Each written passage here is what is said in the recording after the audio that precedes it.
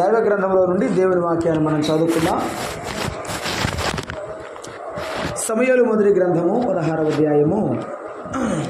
సమూయేలు మొదటి గ్రంథము 16వ అధ్యాయము 16వ అధ్యాయము మరి 3-4 వచనాలు మనం చదువుకుందాం. సమూయేలు మొదటి గ్రంథము 16వ అధ్యాయం 3-4 వచనాలు. యెషయిని బలి అర్పణమునకు పిలువనము, అప్పుడు నీవు చేయవలసిన దానిని నీకు తెలియచేతును. ఎవని పేరు నేను నీకు చెప్పుదునో అతను నీవు అభిషేకింపవలనని సెలవీయగా, సమూయేలు యెహోవా ఇచ్చిన సెలవు చొప్పున బెత్లెహేమునకు వెళ్ళెను. సమూయేలు బెత్లెహేమునకు వెళ్ళెను. అలాగే సమూయేలు 2వ గ్రంథము 2వ అధ్యాయము 1వ వచనం. సమూయేలు 2వ గ్రంథము 2వ అధ్యాయము 1వ వచనాన్ని కూడా మనము చదువుకుందాం. ఇది జరిగిన తరువాత యోధా పట్టణములలోనికి నేను పోదునా అని దావీదు యెహోవా యొద్ద విచారణ చేయగా, పోవచ్చునని యెహోవా అతనికి సెలవిచ్చెను.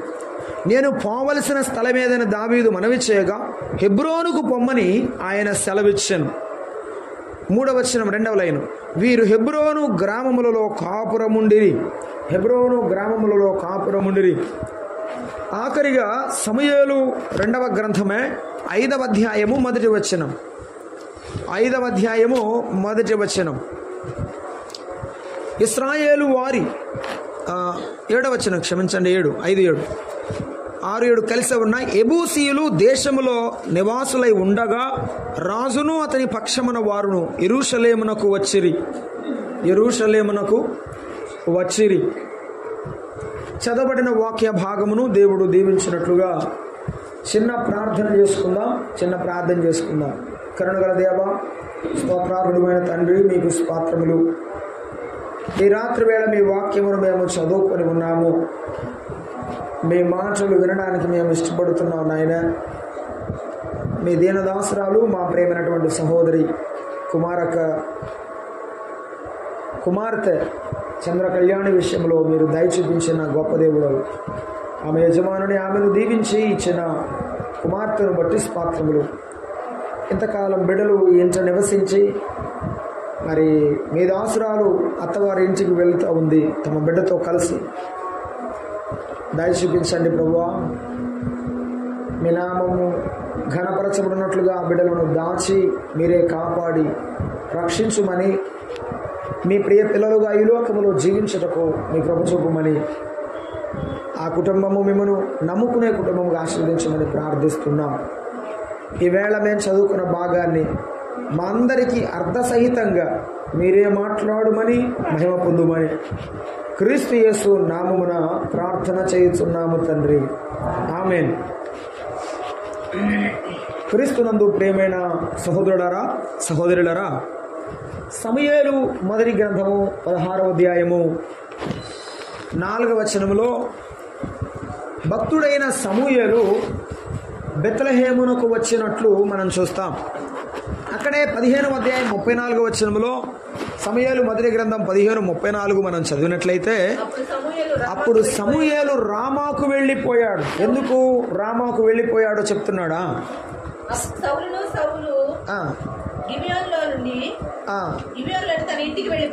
తన ఇంటికి వెళ్ళిపోయాను. సౌలు బతికిన దినములన్నిటను దర్శింప వెళ్ళలేదు గాని సౌలును గూర్చి దుఃఖాక్రాంతుడయ్యాడు. ఎక్కడ? రామాలో దుఃఖముతో ఉన్నవాడు ఎక్కడికి ప్రయాణం చేయవచ్చాడు? 16వ అధ్యాయం 4వ వచనంలో బెత్లెహేముకు వచ్చాడు. మత్తయి సువార్తలో ఉన్నది, రామాలో అంగలార్పు వినబడను అనే. రామాలో ఏడ్పు, రామాలో దుఃఖమున్నది. ఆ ఏడ్పు నుండి దేవుడు విడిపించి, సమూయేలు దుఃఖాన్ని మాన్పించి, ఇశ్రాయేలుకు అవసరమైన రాజును, ఇశ్రాయేలుకు నిజమైనటువంటి రాజును ఎన్నిక చేయగోరి దావీదును ఎంపిక చేయడానికి ఇష్టపడి సమూయేలు ప్రయాణాన్ని రామా నుండి రామా నుండి బెత్లెహేముకు దేవుడు నడిపిస్తున్నాడు. 16వ అధ్యాయం 1వ వచనం అన్నాడు, నీవు ఎంత కాలము సౌలు విషయమై దుఃఖపడతావు, నీవు లెమ్ము, నీ తైలపు కొమ్మును తీసుకుని దానిని తైలముతో నింపు. ఈ మాట మనం జ్ఞాపకం చేసుకుంటున్నాము. ఆ విషయాన్ని మీ మనసులో ఉంచండి. దేవుడు అంగలార్పు నుండి సమూయేలును సంతోషము ప్రాంతం వైపు నడిపించాడు. నేను బెత్లెహేం అనే మాటకు సమృద్ధి అనే అర్థం ఇచ్చే మాటను గురించి చెప్పడానికి ఇష్టపడుతున్నాను. మనము రూతు గ్రంథం 1వ అధ్యాయంలో చదివితే రూతు తన యొక్క సొంత ప్రదేశమైన బెత్లెహేమును విడిచి మోయాబు దేశానికి వెళ్ళింది. మరలా నయోమి ఆమె మోయాబు దేశానికి వెళ్ళిన తర్వాత సమస్తాన్ని పోగొట్టుకొని మరలా బెత్లెహేములో పంటలు పండుతున్నాయి, దేవుడు మరలా బెత్లెహేమును ఆశీర్వదించ మొదలు పెట్టాడని వినిన తర్వాత ఆమె తిరిగి మోయాబు నుండి బెత్లెహేముకు వచ్చింది. అంటే సమృద్ధి అయిన దేవుని ఇల్లు ఒక దుఃఖ స్థితి నుండి దేవుడిచ్చాడంటే సంతృప్తినిచ్చాడు. సమయాలు జీవితంలో సంతృప్తి. బెత్లెహేములో వెళుతున్నాడు. యెషయ కుమారులు ఒకరిని దేవుని యొక్క ప్రతినిధిగా రాజుగా నియమించడానికి సంతృప్తిగా సంతోషంగా బయలుదేరి వెళ్ళాడు. ఆ మాట మనసులో ఉంచండి. అంగలార్పు నుండి దేవుడు సమృద్ధికి తీసుకొని వస్తాడు. ప్రతి ఒక్కరి జీవితంలో, జీవిత ప్రయాణాల్లో దేవుడిచ్చేటువంటి బహుమానాలు, దేవుడిచ్చేటువంటి ఆశీర్వాదాలు మనము ఆలోచన చేస్తున్నాం. సమూయేలు విషయంలో ఆ దుఃఖమును తొలగించి దేవుడు సమృద్ధిని ఇచ్చాడు, సంతోషాన్ని ఇచ్చాడు. దేని ద్వారా? ఒక చిన్న ప్రయాణము ద్వారా. మన ప్రయాణపు జీవితంలో, విశ్వాసపు ప్రయాణపు జీవితంలో చాలా మనము ఎదుర్కొంటాం. వాటిలో ఇది ఒకటి. అదేమిటంటే దుఃఖం. ప్రభువైన యేసుక్రీస్తు వారు దుఃఖపడే వారిని ఆయన అలాగే దుఃఖపరచలేదు. మత్తయి సువార్త 5వ అధ్యాయంలో కొండ మీద ప్రసంగంలో యేసు ప్రభువు చెప్పిన మాట మనమందరం ఎదుగుదు కదా. 5వ అధ్యాయంలో ప్రభువు చెప్తున్న మాట ఏమనంటే 4వ వచనం, దుఃఖపడువారు ధన్యులు, వారు ఓదార్చబడుదురు. దేవుడు ఓదార్చేవాడు. ఆయన ఎవరు దుఃఖములో ఉన్నారో, ఎవరు నలిగి ఉన్నారో, ఎవరు ప్రయాసలో బాధలో ఉన్నారో వారి దుఃఖాన్ని తొలగించి వారికి సంతోషాన్ని ఇచ్చారు. మన ప్రియమైన సహోదరి దుఃఖాన్ని తొలగించి తన బిడ్డను తనకు అప్పగించిన వాడు ప్రభు. మన జీవిత ప్రయాణంలో మనకేది లోటు, మనకేది అవసరమో, మన యొక్క దుఃఖము కన్నీరు ఆయనకు తెలిసే ఉన్నాయి కనుక ఆయన తప్పక కార్యము జరిగించువాడు. మన ప్రయాణాల్లో ఇటువంటివి ఆ బిడ్డ జీవితంలోనే కాదు, మన జీవితంలో కూడా ఇది ఒక మజిలీ వంటిది. ఇది ఒక జీవితంలో, ఒక ప్రయాణంలో మనం ఎదుర్కొనేటువంటి ఒక అనుభవం ఇది. ఎప్పుడు మనం దుఃఖంగా ఉన్నామో అప్పుడు దేవుని మనము ఆశ్రయించాలి. ప్రభు గొప్ప సహాయాన్ని చేయవాడు ఉన్నాడు. 2వ కొరింథీ పత్రికలో 1వ అధ్యాయంలో దైవవాక్యంలో ఇలాగున చదువుకుంటాము. చూడండి, మన ప్రభు అయిన యేసుక్రీస్తు వారు ఎటువంటి దేవుడో ఆ దేవుని వాక్యం సెలవిస్తుంది. 1వ అధ్యాయంలో 4వ వచనం ఏమంటున్నాడు అంటే, మమ్మును ఏ ఆదరణతో ఆదరించుచున్నాడో, ఆదరణతో ఎట్టి శ్రమలో ఉన్న వారినైనా ఆదరించుటకు శక్తి గలవారము అగునట్లు ఆయన మా శ్రమ అంతటిలో మమ్మను ఆదరించుచున్నాడు. ఆయన ఆదరించే దేవుడు, సమస్తమైన ఆదరణ అనుగ్రహించేటువంటి తండ్రి అన్నాడు 3వ వచనం. కుమారుడు ఆదరిస్తాడు, తండ్రి అయిన దేవుడు సమస్తమైన ఆదరణ ఇస్తాడు. అసలు పరిశుద్ధాత్మునికి పేరే ఆదరణ కర్త. ఆయన ఆదరణ కర్త అయిన దేవుడు. సమూయేలు యొక్క దుఃఖమును తొలగించి సంతోషం ఇచ్చాడు. ఇక సమూయేలు దుఃఖపడకుండా దావీదును అభిషేకించి ఆనందముతో తిరిగి వచ్చాడు. ప్రభు మన జీవితాల్లో ఏది కొరతో, ఏది ఇబ్బందిగా ఉన్నదో ఆయన ఇచ్చేటువంటి వాడై ఉన్నాడు. ఒక మాట మనం చదువుతున్నాం. ఆ రోమాపత్రిక 3వ అధ్యాయంలో మనమందరం ఎరిగిన సువార్త లేఖన భాగాన్ని మనం చూస్తున్నాం. రోమాపత్రిక 3వ అధ్యాయాన్ని మనం చూస్తున్నాం. చూడండి, 3వ అధ్యాయము 23వ వచనం. ఏ భేదమును లేదు, అందరూ పాపము చేసి దేవుడు అనుగ్రహించు మహిమను పొందలేకపోతున్నారు. ఏ భేదము లేదు అని చెప్తున్నాడు. విషయం ఏమిటంటే దేవుడు మహిమను మానవులకు ఇవ్వాలనుకుంటున్నాడు. ఆ మహిమను పొందలేకపోతున్నారు మానవులందరూ. కారణం ఏమిటంటే పాపము మనుషులందరినీ సమానం చేసింది. ధనికులు కానివారు పేదలని సమాధానం ఏమి లేదు. పాపము అందరిలో ప్రవేశించింది. పాపము అందరిలో ఉన్నది వల్ల పాపం అందరిని సమానులుగా చేసింది. కాబట్టి ఈ పాపం వలన ప్రతి మానవుని జీవితంలో నెమ్మది లేదు, శాంతి లేదు. సమయాలు అశాంతికి, అసమాధానానికి, ఆ దుఃఖానికి కారణం ఉంది. మానవ కోటికి దుఃఖానికి కారణం ఏమిటంటే పాపమే. ఈ పాపమును తొలగించుట చేత దేవుడు సంతోషాన్ని ఇవ్వాలని అనుకున్నాడు. అందుకే ప్రభు అన్నాడు, నేను నా శాంతిని మీకు అనుగ్రహించి వెళ్ళుచున్నాను అన్నాడు ఆయన. నా సంతోషమునే మీకు అనుగ్రహించి వెళ్ళుచున్నాను అన్నాడు ప్రభు. అవును, యోహాను సువార్తలో ఆయన సంతోషమును ఇవ్వడానికి వచ్చిన దేవుడుగా ఉన్నాడు. శాంతిని ఇవ్వడానికి వచ్చినటువంటి దేవుడుగా ఉన్నాడు. పాపమును తొలగించడానికి వచ్చినటువంటి దేవుడుగా ఉన్నాడు. దానిని తొలగించడం చేత దేవుడు మన హృదయంలో ఏమిచ్చాడు? సంతోషం ఇచ్చాడు. మన జీవిత ప్రయాణంలో ఉన్నది ఈ ఒక చేదు అనుభవం, కన్నీటి అనుభవాన్ని దేవుడు సంతోషముగా మార్చివేస్తాడు అని మనం చదువుకుంటున్నాం. అందుకే సామెతల గ్రంథంలో అన్నాడు, కన్నీటితో విత్తువాడు సంతోషగానముతో పంటను కోసుకొని వెళ్తాడు అని చెప్పాడు. మనము కన్నీటితో దేవుని సన్నిధిలో ప్రార్థన చేస్తే, ప్రభువా ఈ కన్నీటి సమయాల్లో నన్ను కనికరించము, నాకు సహాయం చేయమని అడిగితే దేవుడు తప్పకుండా మనకు సహాయాన్ని చేయువాడు. మన ప్రయాణంలో కన్నీరు ఒక అనుభవం.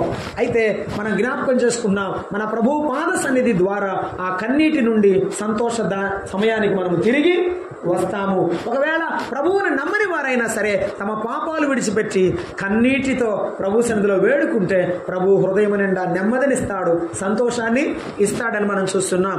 రెండవ మాట మనం చూస్తున్నాం. చూడండి, సమూయేలు 2వ గ్రంథము 2వ అధ్యాయము 1వ వచనములో దైవ గ్రంథములో మనం చదువుతున్నప్పుడు అక్కడ దావీదు భక్తుడు మనకు కనిపిస్తుంటాడు. దావీదు సమూయేలు 2వ గ్రంథం 1వ అధ్యాయంలో సౌలు, యోనాతాను యోధులందరూ చనిపోయిన సందర్భం అక్కడ రాశారండి. అక్కడ దావీదు అప్పుడు ఎక్కడ ఉన్నాడంటే ఫిలిస్టియా దేశంలో ఉన్నాడు. దావీదు ఫిలిస్టియా దేశంలో ఉన్నాడు.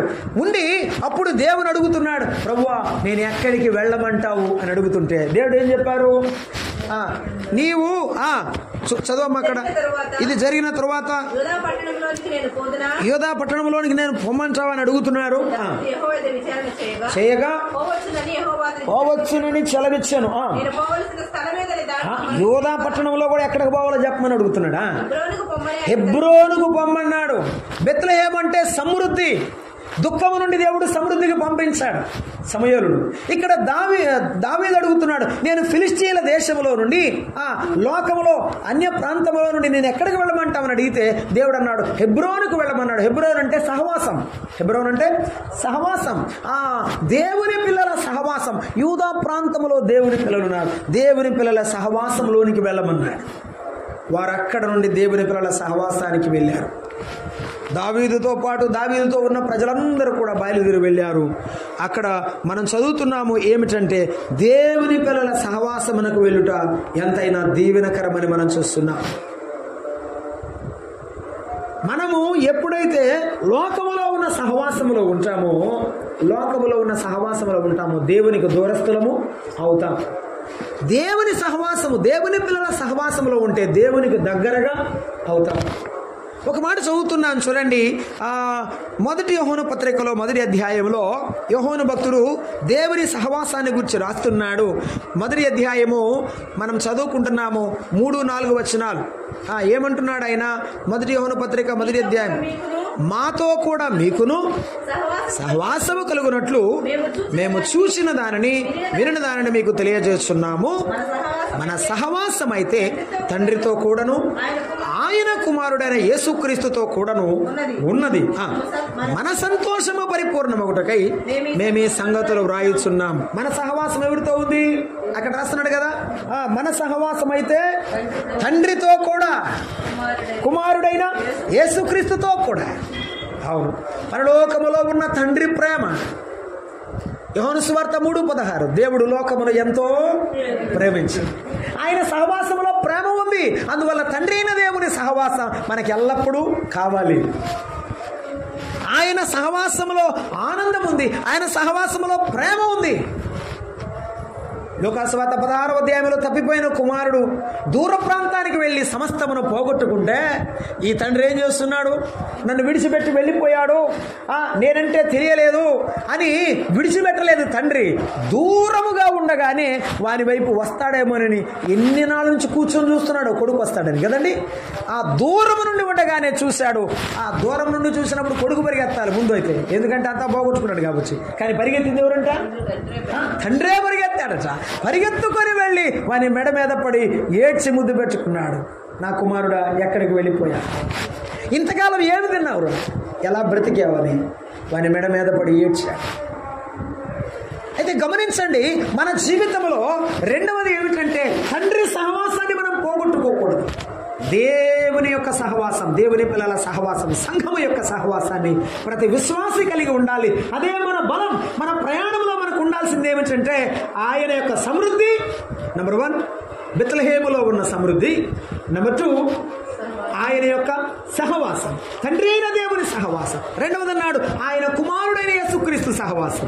గమనించారా? యేసు ప్రభుతో సహవాసం చేసిన వారు ఎవరు? ఆ దినాల్లో ఆయన ఈ లోకములో ఉన్నప్పుడు ఆయన శిష్యులు, ఆ తర్వాత 70 మంది శిష్యులను దేవుడు ఏర్పరిచి ఇద్దరినిగా పంపించాడు కదా. ఆ ఇద్దరిద్దరు కూడా వెళ్ళారు. గమనించండి, యేసుక్రీస్తు ప్రభువారితో పాటుగా ఆ శిష్యులు నడిచారు. ఆయన చేసిన అద్భుతాలు చూశారు. ఆయన పంచి ఇచ్చిన ఆ రొట్టెలను, 5 రొట్టెలు 2 చేపలను ఆ ఆహారముగా భుజించారు. ఆయన చేసినటువంటి అద్భుతాలు అన్నిటిలో ఉన్నారు. ఆయనతో పాటు ఆయనను అనుభవించారు. యేసుక్రీస్తు ప్రభువారి అనుభవంలో వారు ఎంతో బలాన్ని పొందారు. వారు అనేకమైన అద్భుతాలు చేయగలిగారు ఆయనతో సహవాసం వలన. అనేకమైనటువంటి దేవుని గొప్ప కార్యాలు చేశారు ఆయనతో సహవాసం వలన. వారు తమ జీవితాలను దేవునికి సమర్పించారు కేవలం ఆయనతో సహవాసం వలన. యేసుక్రీస్తుతో సహవాసములో ఉన్నవాడు బలపరచబడతాడు. ఒకప్పుడు పేతురు చాలా భయస్తుడు, కానీ ధైర్యం తెచ్చుకున్నాడు యేసు ప్రభు యొక్క బలం వలన.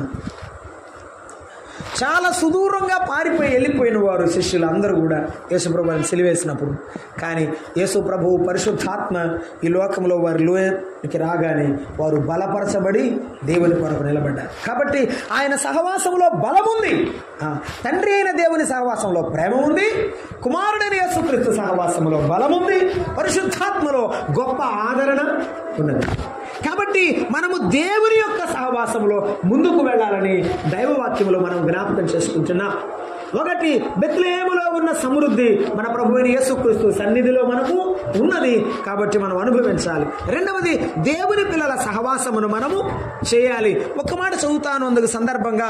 తిమోతికి రాసినటువంటి పత్రికలో దైవవాక్యములో మనం చూస్తున్నాం. ఆయన కూడా అపోస్తలుడైన పౌలు కూడా ఇలాగున రాస్తూ ఆయన ఇలాగు మాట్లాడుతున్న 2వ తిమోతి పత్రిక 2వ అధ్యాయము 22వ వచనం, నీవు నీ యవనేచ్ఛల నుండి పారిపోము అని మాట్లాడుతూ పవిత్ర హృదయులై ప్రభువునకు ప్రార్థన చేయు వారితో కూడా, అది ఎవరితో ఉండాలట? ఎవరితో ఉండాలి? ప్రభువునకు ప్రార్థన చేసేవారితో. ఇది మర్చిపోకూడదు. దేవుని సన్నిధిలో మోకరించే పిల్లలతో సహవాసం. నీ భక్తిని, నీ నీతిని, నీ విశ్వాసమును వెంటాడుము. ఇవన్నీ చేస్తూ ఆయన పిల్లల సహవాసాన్ని ఎప్పటికీ మర్చిపోవద్దు. దేవుని పిల్లలతో సహవాసం చేయడం, వారితో కలిసి ప్రార్థించడం, వారితో కలిసి దేవుని ఆరాధించడం, వారితో దేవుని కలిసి దేవుని వాక్యమును అంగీకరించడం, అలాగూ స్వీకరించడం ఎంతో బలం. కాబట్టి ఆయన సహవాసములో వెట్టదనం ఉంది, ఆయన సహవాసములో బలం ఉంది, ఆయన సహవాసములో ఆరోగ్యం ఉంది. కనుక దేవుని పిల్లలమైన మనము తండ్రి అయిన దేవుని సహవాసములో ఉన్న ప్రేమను, కుమారుడైన యేసుక్రీస్తు సహవాసములో ఉన్న బలాన్ని, పరిశుద్ధాత్మలో ఉన్న ఆదరణను పొందుచు మనము సహవాసములో హెబ్రోనులో దావీదు 6 కుమారులను కన్నాడు. 6వ కుమారుడే సొలొమోను. ఆ సొలొమోనే దేవుని మందిరమును కట్టినవాడు. దేవుని సహవాసములో ఉన్నవాడు దేవుని మందిరములో ఉంటాడు, దేవుని సహవాసములో బలపరచబడుతూ ఉంటాడు. మొదటిది బెత్లెహేములో సమృద్ధి, దేవుని సన్నిధిలో సమృద్ధి. రెండవది హెబ్రోనులో సహవాసం తండ్రి అయిన దేవునితో, కుమారుడైన యేసుక్రీస్తుతో, పరిశుద్ధాత్మతో కలిగినటువంటి సహవాసం మనము కలిగి ఉండాలి. మూడవది మనం చూస్తున్నాం, చూడండి. మూడవది సమూయేలు మొదటి గ్రంథం 5వ అధ్యాయము 5వ అధ్యాయం 7వ వచనం. 5వ అధ్యాయము 7వ వచనాన్ని మనం చదువుకుంటున్నాం. అక్కడ మనం చూస్తున్నాము సమూయేలు 2వ గ్రంథము 5వ అధ్యాయము 7వ వచనం. 2వ గ్రంథం 5:7. 2:5-7. యెబూసీయుల దేశంలో నివాసులై ఉండగా రాజును అతని పక్షపు వారును యెరూషలేముకు వచ్చారు. 2వ అధ్యాయంలో ఎక్కడున్నారు? హెబ్రోనులో ఉన్నారు. 5వ అధ్యాయంలో ఎక్కడున్నారు? యెరూషలేములోకి వచ్చారు. షాలేం అంటే సమాధానం, యెరూషలేం అంటే దేవుని సమాధానం. దేవుని సహవాసంలో ఉన్న వారికి ఏముంటుందంట? దేవుని సమాధానం ఉంటుంది.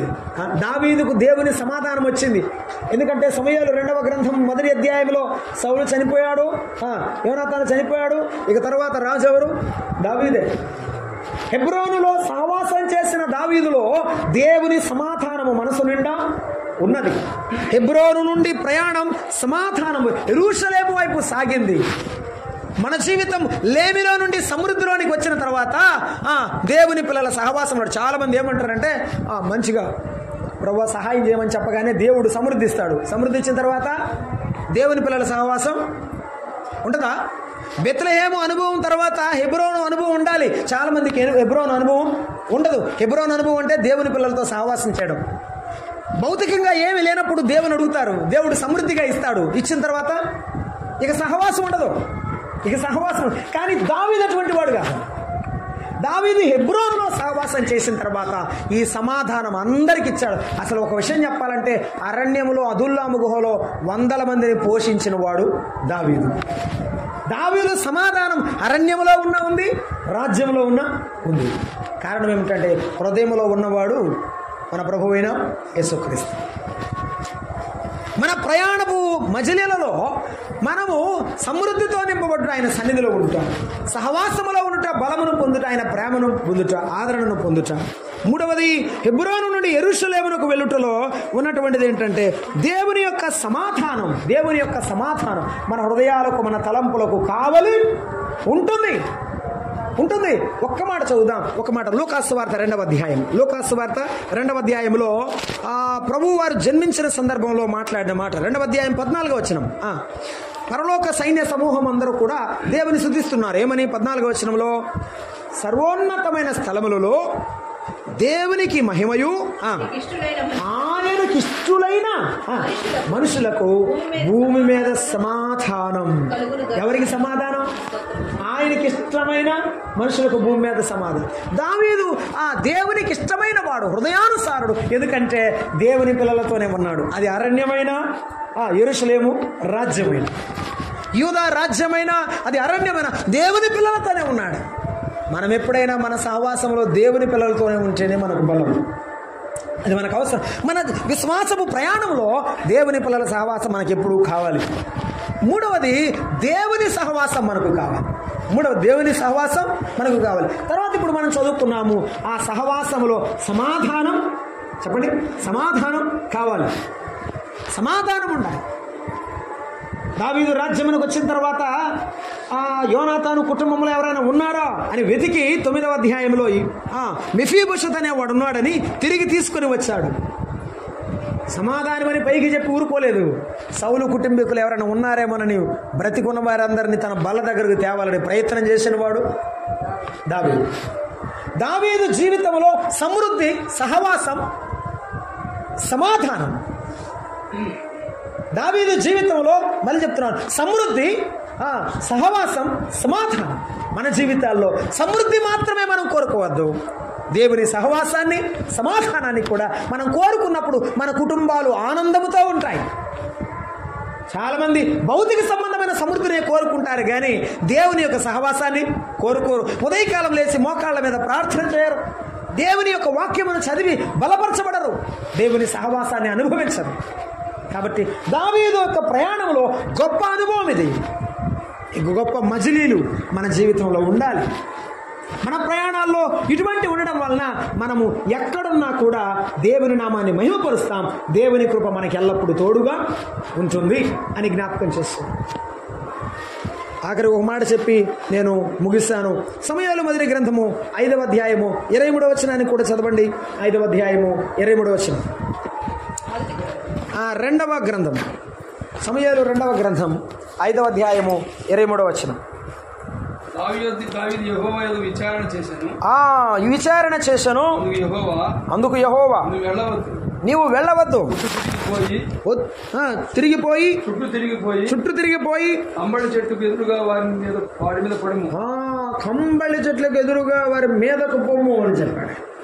అలా మీరు కింద చదువుతూ వస్తే అరణ్య ప్రదేశంలోనికి వెళ్ళుము అని చెప్పాడు. యెరూషలేములో ఉన్న దావీదు ఎక్కడికి వెళ్ళాలి? అరణ్యంలోనికి వెళ్ళాలి. అదేంటండి, సమృద్ధి ఇచ్చాడు కదా, సహవాసం ఇచ్చాడు కదా, సమాధానం ఇచ్చాడు కదా, ఇంకెందుకు ఇవి చాలు కదా, మళ్ళీ ఎందుకు ఆయన అరణ్యంలోకి పోకుంటున్నాడు? మన జీవితంలో మన ప్రయాణంలో ఇవి కూడా మనకుంటాయి, ఇవి కూడా మనకుంటాయి. దేవుడు మనకు నేర్పిస్తాడు. అందుకే అన్నాడు దావీదు, నా చేతులకు నా యొక్క చేతులకు నా పాదములకు యుద్ధమును నేర్పువాడు అని చెప్పాడు. ఏమి నేర్పిస్తాడట? యుద్ధము నేర్పిస్తాడు. నా వేళ్లకు పోరాటము నేర్పించేవాడు అని చెప్పాడు. ఆయన మనకు మన ప్రయాణంలో నేర్పిస్తాడు. ఒకసారి ఇలాగే నేను బైబిల్ చదువుతున్నప్పుడు, కొత్త దినాల్లో నిర్గమకాండం చదువుతున్నప్పుడు, 4 దినాల ప్రయాణాన్ని 40 సంవత్సరాలు ఎందుకు పెట్టించాడు? 4 దినాల్లో తీసుకెళ్ళచ్చు కదా, తొందరగా తీసుకెళ్ళచ్చు కదా. ఆయన 40 సంవత్సరాలు క్షమించండి, 40 దినాల్లో ఉన్న ప్రయాణాన్ని 40 సంవత్సరాలు ఎందుకు పట్టించాడు? తీసుకెళ్ళచ్చు కదా అని అనుకున్నాను అనమాట. కానీ ఆ 40 దినాల్లో వాళ్ళు వెళ్ళి స్వతంత్రించుకున్న తర్వాత మళ్ళీ వాళ్ళ మీదకి ఎవరు రారని గ్యారెంటీ లేదు. అప్పటికి పాపం ఐగుప్తులు ఏమి నేర్చుకోలే, వాళ్ళు నేర్చుకుంది ఒక్కడే. ఈ 40 సంవత్సరాలు వాళ్ళకి అరణ్యంలో ట్రైనింగ్ ఇచ్చినాక కనాన్ ఇచ్చాడు. అప్పటిదాకా గీలేదు వారికి. శత్రువులతో ఎలాగున వారు ఎదుర్కొని వెళ్ళాలో వారికి నేర్పించి అరణ్యంలో తర్ఫీదిచ్చి తర్వాత కనాను దేశం, పాలు తేనెలు ప్రవహించే దేశాన్ని వారికి అప్పగించారు. ఇది గొప్ప సంగతి. దేవుని శక్తి కూడా వారికి అర్థం కాదు. అసలు ఇంకొక విషయం ఏమిటంటే, లోకంలో ఉన్న సామెత, కష్టపడకుండా ఆ కష్టం యొక్క విలువ తెలియదు, సుఖ విలువ తెలియదు. సుఖ విలువ తెలియాలంటే ఎంత కష్టపడ్డామో అప్పుడు సుఖ విలువ, అమ్మో ఇంత కష్టపడితే కానీ అంత పైకి రాము అని తెలుస్తుంది అనమాట. అప్పుడు కూడా తెలియదు. దేవుని శక్తిని చూపించాడు, నేను కాదనను కానీ దేవుడు వారికి నేర్పించాడు. కిబ్రోతు హత్తావాలో ఎలా ఉండాలో, ఆ పాళెము ఆగిపోయినప్పుడు ఎక్కడ నిలబడి ఉండాలో, ఆ తర్వాత బండ చీల్చి నీరుడు వారికి ఎలాగో అందించాడో, ఇవన్నీ వారికి అన్ని పాఠాలు. సనగకూడదు, గుణగకూడదు, దేవుని మీద ఆయాసపడకూడదు, ఇవన్నీ వారు అలాగ నడుచుకుంటూ వెళ్ళిపోయారు. దావీదు అనుభవాల్లో మనం చూస్తున్నప్పుడు దావీదు అరణ్యంలో కూడా వెళ్ళిపోయాడు. దేవుని యొక్క చిత్తానికి తల ఉంచుకుని ప్రయాణం చేసి వెళ్ళాడు. కాబట్టి దావీదును దేవుడు రాజుగా ఉంచడానికి సంతోషపడ్డాడు, సౌలును ఉంచడానికి బాధపడ్డాడు. ఎందుకంటే దావీదు దేవుని దగ్గర విచారణ చేస్తాడు, దేవుడు చెప్పినట్టు చేస్తాడు. సౌలు దేవుని దగ్గర ప్రారంభ దినాల్లో విచారణ చేశాడు, కానీ తర్వాత విచారణ చేయలేదు. ఒకవేళ చేసినా చెప్పినట్టు చేయలేదు. కాబట్టి దేవుడు ఈ విషయంలో ఎంతో దుఃఖపడ్డాడు. అందుకే దావీదు అంటాడు, దావీదు నా హృదయానుసారుడు. అపోస్తల కార్యముల గ్రంథం 7వ అధ్యాయంలో స్టెఫను భక్తుడు ప్రసంగం చేస్తున్నాడు. దావీదు తన తరము వారికి సేవ చేసి అని చెప్పాడు. తన జీవిత ప్రయాణంలో ఏం చేశాడు? దావీదు సేవ చేశాడు. జీవిత ప్రయాణంలో సేవ చేశాడు. కాబట్టి దావీదు కుటుంబాన్ని దేవుడు స్థిరపరిచి ఆశీర్వదించాడు. మన జీవితంలో మనం కోరుకునేది ఏంటంటే, ఈ విశ్వాసపు ప్రయాణంలో మనకు కలిగేటువంటి ప్రతిదీ కూడా దేవుడిచ్చే అనుభవం. ఆ అనుభవంలో నుండి దేవుని శక్తిని చూస్తూ ఆనందాన్ని పొందుతూ సహవాసంలో బలంగా ముందుకు వెళ్ళాలి. అందుకే ఆయన తన సేవకుని పుట్టించి అంటాడు అపోస్తల కార్యముల గ్రంథం 3వ అధ్యాయం 26వ వచనం. దావీదు ద్వారా దేవుడు సేవ జరిగించాడు ఇశ్రాయేలు జాతికే, కానీ దేవుడు తన సేవకును పుట్టించి సర్వలోకములో ఉన్న మానవాళిని ఆశీర్వదించడానికి తన కుమారుడైన యేసుక్రీస్తును పంపించాడు. ఆయన ఈ లోకములో సేవ చేయడానికి వచ్చిన సేవకుడుగా వచ్చాడు యేసు ప్రభువారు. దాసుడుగా, రిక్తుడుగా, మానవుడుగా ఈ లోకములో జన్మించి మనందరి కొరకు తన ప్రాణమును కలువరి శిలువలో అర్పించి మన కొరకు మరణించి సమాధి చేయబడి తిరిగి లేచిన వాడు గొప్ప దేవుడు. అయిలారా, దావీదును గురించి ఇంతగా చెప్పుకొనుచున్నాము కానీ దావీదును ఆశీర్వదించిన దేవుడు అంతకంటే గొప్ప దేవుడు. ఆయన తన యందు ఆసక్తి గల వారిని ఆకర్షించుకుంటాడు. ఎవరు ఆయన ఎద్దుకు వస్తారో వారిని ఆయన క్షమిస్తాడు, ఆయన వారిని రక్షిస్తాడు, పరలోక రాజ్యం ఇస్తాడు. ఈ రాత్రి వేళ ప్రభువుని ఆశ్రయించండి, ప్రభు యందు విశ్వాసం ఉంచండి. మీ జీవిత ప్రయాణములో ఆయనే మీ తోడవుతాడు, ఆయన మీ రక్షకుడు అవుతాడు, పరలోక రాజ్యం ఇచ్చే గొప్ప ప్రదాత అవుతాడు. అలాగున చంద్రకళ్యాణి ఆమె బిడ్డ వారు ఎక్కడికి వెళ్ళినా తమ ప్రయాణములో ప్రభు యొక్క సమృద్ధితో, సహవాసముతో, సమాధానంతో నింపబడుతూ ప్రభు ఇచ్చే అనుభవాల గుండా వెళ్ళినప్పుడు ప్రభువుని ఆశ్రయించి ఆయన యొక్క సహాయాన్ని పొందాలని కోరుకుంటూ ముగిస్తున్నాను. ప్రభు తన వాక్యమును దీవించునుగాక. ఆమేన్. ప్రేమగల తండ్రి, స్తోత్రార్హుడా, మీకు వందనాలు. ఈ రాత్రి వేళ మీరు మాకు ఇచ్చిన మీ యొక్క సందేశముకై స్తోత్రములు. మా తండ్రి, సమూయేలు, దావీదు ప్రయాణాలు మాకు గుర్తు చేసినందుకు మీకు వందనాలు. మా ప్రయాణాలు మీకు ఇష్టంగా మీ సహవాసమును, మీ సమృద్ధిని, మీ సమాధానమును, మీరిచ్చే ప్రతి విధమైన అనుభవాన్ని పొందుతూ ముందుకు వెళ్ళటకు సహాయం చేయమని, మాతో ఉండుమని, మమ్మల్ని నడిపించి మీరే మహిమ పొందుమని ప్రార్థిస్తున్నా. చంద్రకళ్యాణి ఆమె బిడ్డను, ఆమె భర్తను జ్ఞాపకం చేసుకున్న ఆయన సహాయం చేయండి. వారు ఎక్కడ జీవించినా మీ సన్నిధిని అనుభవిస్తూ మీ సహాయాన్ని కోరుకుంటూ ఉండటకు సహాయం దయచేయండి.